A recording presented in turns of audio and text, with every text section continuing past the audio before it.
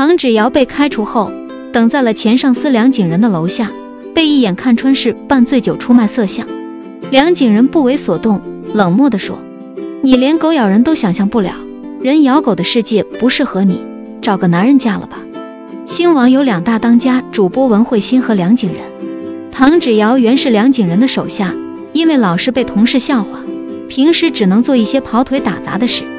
饶是如此，他还是经常犯错，以致人缘极差，从来没有人提醒过他和文慧欣用的是同一款香水，犯了忌讳。几个月后，一辆巴士侧翻，表面看是因为乘客强行要求司机停车引发的事故，但唐芷瑶传回的照片显示，敌机的零件断裂才是罪魁祸首。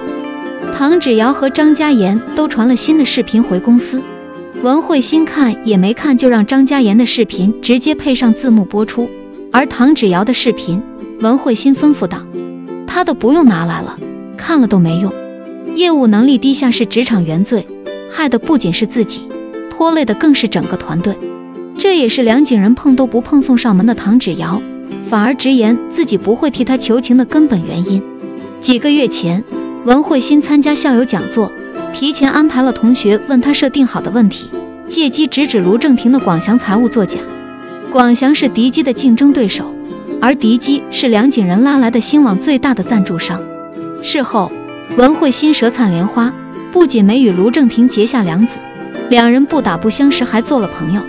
巴士侧翻，文慧欣有意揭穿敌机打压梁景仁，让唐芷瑶去采访卢正廷。广祥的前台以唐芷瑶没有提前预约为由将他拒之门外，唐芷瑶不打电话联系，反而下跪，让所有人都很尴尬。事实上，文慧欣早就和卢正廷打好了招呼，派唐芷瑶去不过是走个过场而已。梁景仁把唐芷瑶被开除的原因归结为他与上司用了同一款香水，却不知文慧欣放弃唐芷瑶的直接原因是唐芷瑶做事不讲究方式方法，既没有利用价值，还会给上司招来麻烦。唐芷瑶被开除后，坐他位置的成了刘燕。当初文慧欣以节目开天窗要挟总监于英飞把唐芷瑶调来他的组，看中的就是唐芷瑶不被梁景仁的组员接纳而迫切想要得到认可的心情。刘燕面对的也是同样没有退路，必须背水一战的处境。他在进新网前待过的2家公司都倒闭了，比唐芷瑶更糟糕的是，他不聪明这件事不仅仅局限在原公司，而是全行业公认的事实。一样的处境，唐芷瑶和刘燕的面对方式却大相径庭。为了拿到巴士侧翻那一瞬间的素材，唐芷瑶砸他人的车窗玻璃，偷行车记录仪，惹得车主报警，还需要文慧欣替他收拾烂摊子。为了拍下火灾真正的起火原因，刘燕冲进火场，拍到了独家视频。唐芷瑶为达目的不惜犯法，这样的人品，文慧欣不敢用。唐芷瑶曾拦住梁景仁，不甘心地说：我不懂，他们其他记者有的我也有，为什么我永远是输的那个？唐芷瑶被开除了也不知，无人替他说话的最大原因是别人看不到他的努力。反观刘燕的2次采访，持刀杀人案时，他是唯一的目击证人，导致文慧欣没法独吞他的劳动成果，必须连线才能了解事情原委。火灾时，文慧欣让刘燕拿事发单位的监控，刘燕找不到就拼死冲了进去，被消防员救出后，他自然又有了镜头。刘燕的行为固然不被提倡，但同样被人笑话愚蠢。刘燕的蠢更多的是无知者无畏，他把努力用到了明面上，以至于当于英飞要把消防员殉职的责任推到他身上时，另一组的梁景仁都会主动帮他说话，而唐芷瑶的蠢则是把小聪明全用在了见不得光的歪门邪道上。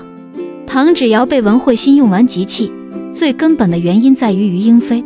数年前，于英飞为了遏制文慧欣一家独大的势头，挑唆梁景仁和文慧欣，引这对师徒反目，实行双主播的机制。有了前车之鉴，文慧欣对手下的态度有了巨大的转变。对待身患抑郁症的徐小薇，文慧欣一贯进行职场情绪勒索，打一巴掌给个枣，让徐小薇死心塌地的效忠。另一方面，文慧欣之所以敢重用徐小薇，是因为她手里有徐小薇学历造假的把柄。因此，哪怕察觉到徐小薇爬上了梁景仁的床，文慧欣只要打个电话邀徐小薇混混一样的妹妹吃顿饭，就能让徐小薇断了被逐的念想。唐芷瑶恨不能把野心刻在脸上，即使业务能力对于慧心构不成威胁，也难保不会为了向上爬而被于英飞和梁景仁利用来倒打一耙，这才是文慧心急于开除他的根本原因。职场犯错无外乎3点：事情办不好，自作聪明不听上司的话，以及功高盖主。唐芷瑶没能力功高盖主，她业务能力差，努力没有用到正确的地方，而是把心思都放在了歪门邪道上。一个野心昭昭且做事没有底线的下属，任何人都不敢用。文慧心开除他，与其说是无情，不如说是吸取过往教训自保。